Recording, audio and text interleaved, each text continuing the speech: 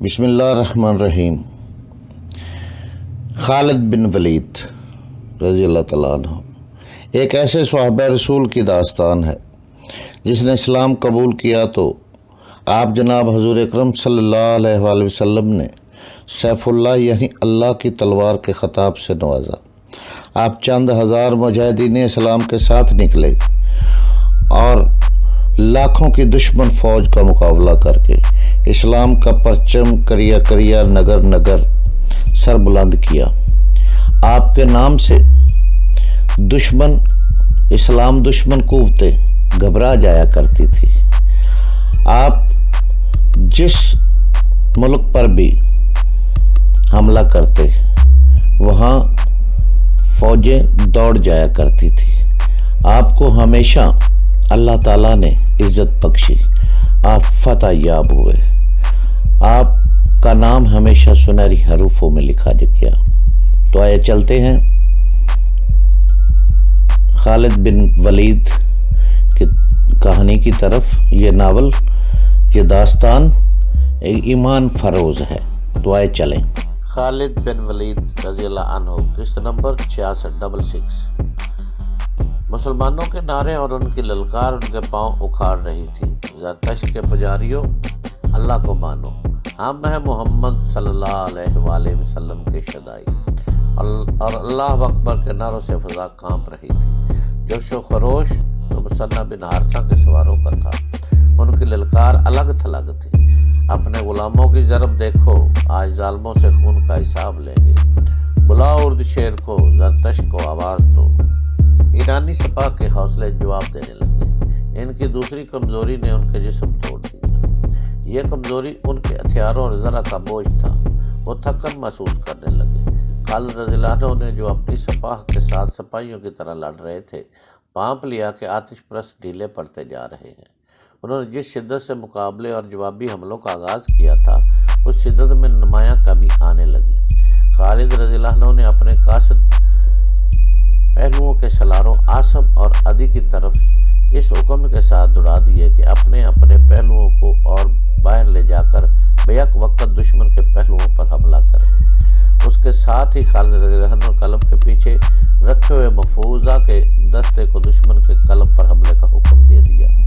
ان دستوں کو جو پہلے موج در موج انداز میں حملہ کر رہے تھے، خالد رضی اللہ عنہ نے پیچھے ہٹا لیا تھا تاکہ وہ جوش و خروش میں ایسی تھکن محسوس نہ کرنے لگے جو ان کی برداشت سے باہر ہو جائے۔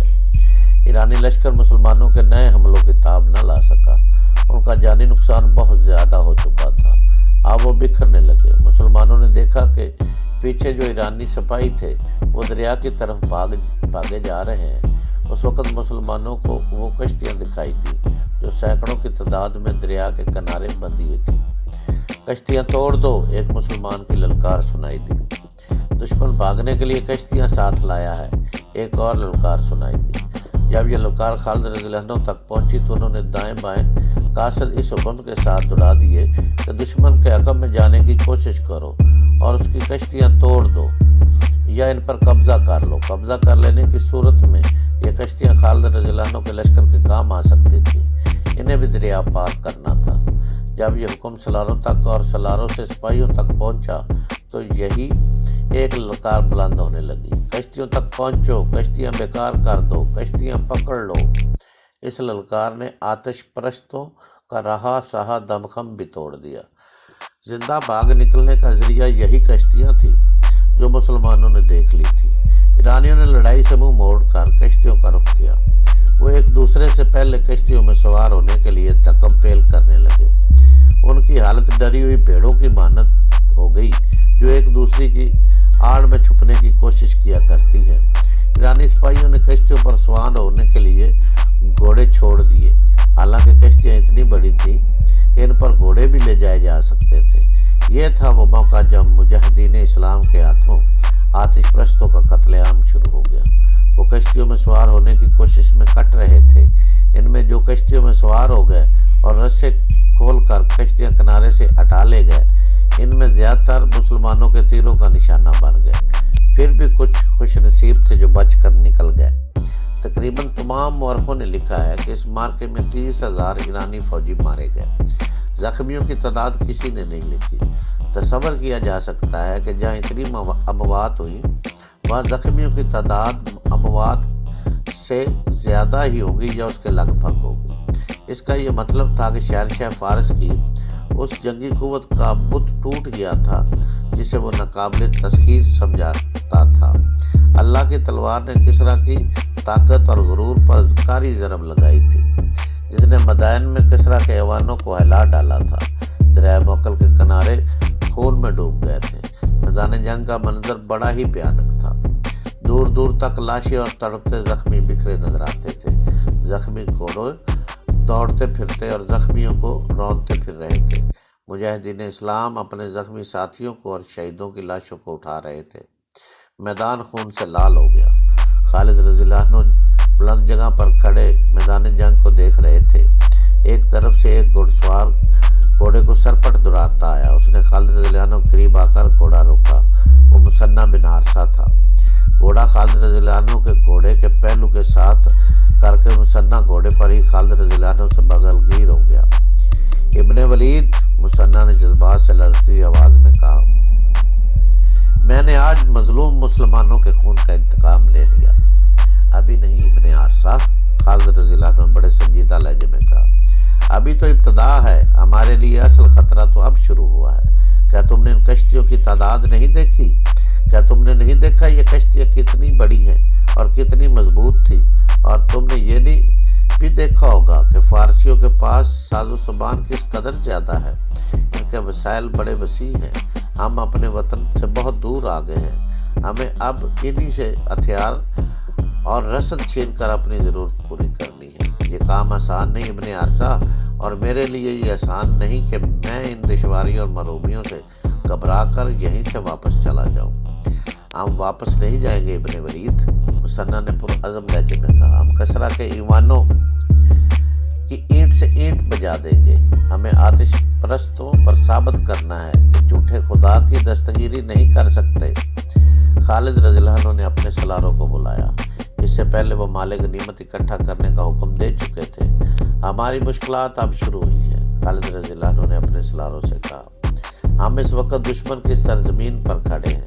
یہاں کے درخت اور یہاں کے پتھر اور اس مٹی کا ذرہ ذرہ ہمارا دشمن ہے۔ یہاں کے لوگ ہمارے لیے اجنبی ہیں۔ ان لوگوں پر فارس کی شہنشاہی کی دست طاری ہے۔ یہ لوگ ارد شیر کو فرعون سمجھتے ہیں۔ یہ بڑی مشکل سے مانیں گے کہ کوئی ایسی طاقت بھی ہے جس نے فارس کی شہنشاہی کا بت توڑ ڈالا ہے۔ میرے رفیقو، یہاں کے لوگوں کو اپنے ساتھ ملائے بغیر ہم ایک قدم بھی آگے نہیں چل سکتے۔ ہم کسی سے تعاون کی بھیک نہیں مانگیں گے۔ ہم محبت سے ان کے دل موہ لینے کی کوشش کریں گے، اور جس پر ہمیں ذرا بھی شک ہوگا کہ وہ ہمیں ظاہری طور پر یا در پردہ نقصان پہنچانے کی کوشش کر رہا ہے، اسے ہم زندہ رہنے کے حق سے محروم کر دیں گے۔ ہم ان لوگوں کو غلام بنانے نہیں آئے، ہم انہیں غلامی سے اور باطل کے عقیدوں سے نجات دلانے آئے ہیں۔ جو علاقے ہم نے لے لیے ہیں ان کے انتظامی امور کی طرف توجہ دینی ضروری ہے۔ یہاں مسلمان بھی آباد ہیں، وہ یقیناً ہمارا ساتھ دیں گے، لیکن میرے دوستو، کسی پر صرف اس لیے اعتماد نہ کر لینا کہ وہ مسلمان ہے۔ غلامی اتنی بری چیز ہے کہ انسانوں کی فطرت بدل ڈالتی ہے۔ یہاں کے مسلمانوں کو اعتماد میں لے کر ان سے معلوم کرنا ہے کہ شہنشاہ فارس کے حامی کون کون ہیں۔ ان کی چھان بین کر کے ان کے درجے مقرر کرنے ہیں۔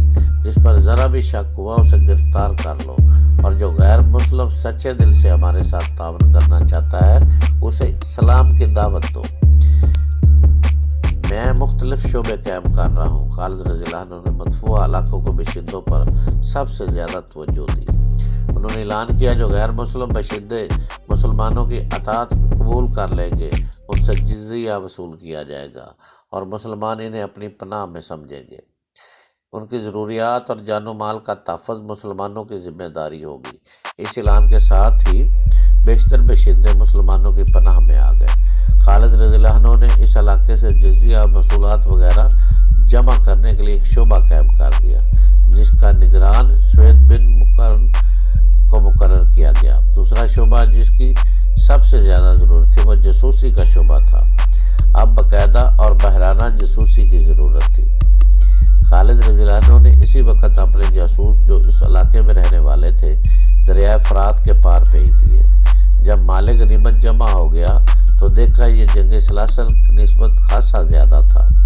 خالد رضی اللہ عنہ نے اس کے 5 حصے کیے، 4 اپنی سپاہ میں تقسیم کر کے 5واں حصہ مدینہ کو بھیج دیا۔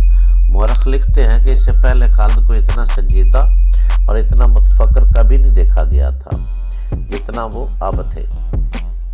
مئی سن 633 کے پہلے ہفتے جو ماہ صفر 12 ہجری کا تیسرا ہفتہ تھا، زرتشت کے پجاریوں کے لیے دریائے فرات کا سرسبز شاداب خطہ جہنم بن گیا تھا۔ وہ کس قدر ناز تھا انہیں اپنی جنگی طاقت پر، اپنی شان و شوکت پر، اپنے گھوڑوں اور ہاتھیوں پر۔ دونوں فرعون کے ہم پلہ ہونے کا دعویٰ کرنے لگے تھے۔ وہ کسرہ دہشت کی علامت بنتا جا رہا تھا۔ دجلہ اور فرات کے سنگم کے وسیع علاقے میں خالد رضی اللہ عنہ نے جنہیں رسول اکرم نے اللہ کی تلوار کا خطاب دیا تھا، فارس کے زرتشتوں کو بہت بڑی اور بری شکست دے چکا تھا۔ ان کے ہرمز کارن بن قریاس، انوشجان اور قباس جیسے سلاروں کو موت کے گھاٹ اتار دیا گیا تھا، لیکن کسرہ اور ارد شیر کے ابھی شکست تسلیم نہیں کی تھی۔ اس کے پاس ابھی بے پناہ فوج موجود تھی اور مدینہ کے مجاہدین کو وہ اب بھی بدو اور سرائی لٹیرے کہتا تھا۔ اس نے شکست تسلیم تو نہیں کی، لیکن شکست اور اپنے نامور سلاروں کی مسلمانوں کے ہاتھوں موت کا جو اسے صدمہ ہوا تھا اسے وہ چھپا نہیں سکا تھا۔ ہرمز کی موت کی اطلاع پر وہ اپنے دل پر ہاتھ رکھ کر دوہرا ہو گیا تھا۔ اس نے سنبھلنے کی بہت کوشش کی تھی، لیکن ایک مرض کا آغاز ہو چکا تھا جس نے اسے بستر مرگ پر گرا دیا تھا۔ مورخوں نے اس مرض کو صدمے کا اثر لکھا ہے۔ کیا میرے لیے شکست اور پسپائی کے سوا کوئی خبر نہیں رہ گئی؟ اس نے بستر پر اٹھ کر بیٹھتے ہوئے گرج کر کہا۔ کیا مدینہ کے مسلمان جنات ہیں؟ کیا وہ کسی کو نظر نہیں آتے اور وار کر جاتے ہیں؟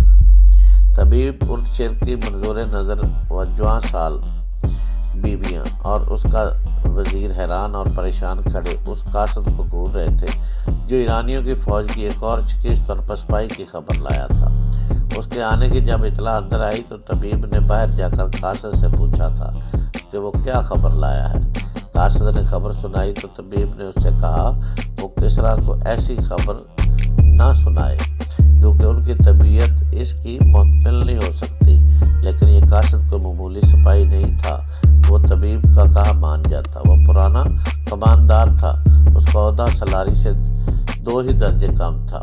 اسے کسی سلار نے نہیں بھیجا تھا، اسے بھیجنے کے لیے کوئی سلار زندہ ہی نہیں رہا تھا۔ طبیب کے روکنے سے وہ نہ رکا۔ اس نے کہا کہ اسے کسریٰ کی صحت کا نہیں، فارس کی شہنشاہی اور زرتشت کی عظمت کا غم ہے۔ اگر شہنشاہ ارد شیر کو اس نے دجلہ اور فرات کی جنگی خفیت کی پوری اطلاع نہ دی تو مسلمان مدائن کے دروازے پر آ دھمکے گئے۔ اس نے طبیب کی کوئی اور بات نہ سنی، اندر چلا گیا اور ارد شیر کو بتایا کہ مسلمانوں نے فارس کی فوج کو بہت بری شکست دی ہے۔ ارد شیر لیٹا ہوا تھا، اٹھ بیٹھا، غصے سے اس کے ہونٹ اور اس کے ہاتھ کانپ رہے تھے۔ شہنشاہ فارس کماندار نے کہا، مدینہ والے جنات نہیں، وہ سب کو نظر آتے ہیں، لیکن کیا کان مر گیا تھا؟ ارد شیر نے غصے سے پوچھا۔ ہاں شہنشاہ، کماندار نے جواب دیا، وہ ذاتی مقابلے میں مارا گیا تھا۔ اس نے دونوں فوجوں کی لڑائی دیکھی ہی نہیں۔ مجھے اطلاع دی گئی تھی قواز اور انوشجان بھی اس کے ساتھ تھے، وہ بھی کارن کے انجام کو پہنچ گئے تھے۔ کماندار نے کہا، وہ کارن کے قتل کا انتقام لینا چاہتے تھے۔ دونوں اکٹھے آگے بڑھ کر مدینہ کے سلاروں کو للکارا اور دونوں مارے گئے۔ شہنشاہ فارس، کیا فارس کی اس عظیم شہنشاہی کو اس انجام تک پہنچنا ہے؟ نہیں، گستاخی کی معافی چاہتا ہوں۔ اگر کسریٰ نے صدمے سے اپنے آپ کو یوں روگ لگا لیا تو کیا ہم زرتشت کی عظمت کو مدینہ کے بدوؤں سے بچا سکیں گے؟ تم کون ہو؟ ارد شیر نے پوچھا۔ میں کماندار ہوں، کماندار نے جواب دیا۔ میں کسی کا بھیجا ہوا قاصد نہیں، میں زرتشت کا جانثار ہوں۔ دربان کو بلاؤ، ارد شیر نے حکم دیا۔ تم نے مجھے نیا حوصلہ دیا ہے، مجھے یہ بتاؤ کیا مسلمانوں کی نفری زیادہ ہے؟ کیا ان کے پاس گھوڑے زیادہ ہیں؟ کیا ہے ان کے پاس؟ دربان اندر آیا اور حکم کے انتظار میں جھک کر دوہرا ہو گیا۔ سالار اندر کو فوراً بلاؤ۔ اس شیر نے دربان سے کہا اور کماندار سے پوچھا کیا ہے ان کے پاس؟ بیٹھ جاؤ اور مجھے بتاؤ۔ ہمارے مقابلے میں ان کے پاس کچھ بھی نہیں، کماندار نے جواب دیا۔ ان میں لڑنے کا جذبہ ہے، میں نے ان کے نعرے سنے ہیں، وہ نعروں میں اپنے خدا رسول کو پکارتے ہیں۔ میں نے ان میں اپنے مذہب کا جنون دیکھا ہے، وہ اپنے عقیدے کے بہت پکے ہیں اور یہی ان کی طاقت ہے۔ ہر میدان میں ان کی تعداد تھوڑی ہے۔ ٹھہر جاؤ، اس شیر نے کہا، اندر آ رہا ہے، مجھے اپنے سالار پر بھروسہ ہے، اسے بتاؤ ہماری فوج میں کیا کمزوری ہے، اتنی زیادہ تعداد میں انہیں ہوتے ہوئے بھی ہے۔ ارد شیر بستر پر نیم دراز تھا، اپنے ایک سالار سے کہنے لگا کیا تم نے سنا نہیں کہ قرن بن قیاس بھی مارا گیا ہے، قباز بھی مارا گیا اور رشجان بھی مارا گیا ہے؟ رض کی آنکھیں ٹھہر گئی، جیسے حیرت سے اس پر سکتہ طاری ہو گیا ہو۔ اسے بتاؤ کماندار، اس شیر نے کماندار سے کہا، کیا میں ان حالات میں زندہ رہ سکوں گا؟ کماندار نے سالار اندرز کو تفصیل سے بتایا۔ مسلمانوں نے انہیں دریائے موکل کے کنارے کس طرح شکست دی ہے یہ بھی تفصیل سے بتایا۔ مدائن کی فوج کس طرح بھاگی ہے۔ اندرز ارد شیر نے کہا، ہم اب ایک اور شکست کا خطرہ مول نہیں لے سکتے۔ مسلمانوں سے شکست کا صرف انتقام نہیں لینا، ان کی لاشیں فرات میں بہا دینی ہے۔ یہ اسی صورت میں ممکن ہے کہ تم زیادہ سے زیادہ فوج لے کر جاؤ۔ تم اس علاقے سے واقف ہو، تم بہتر سمجھتے ہو کہ مسلمانوں کو کہاں گھسیٹ کر لڑانا چاہیے۔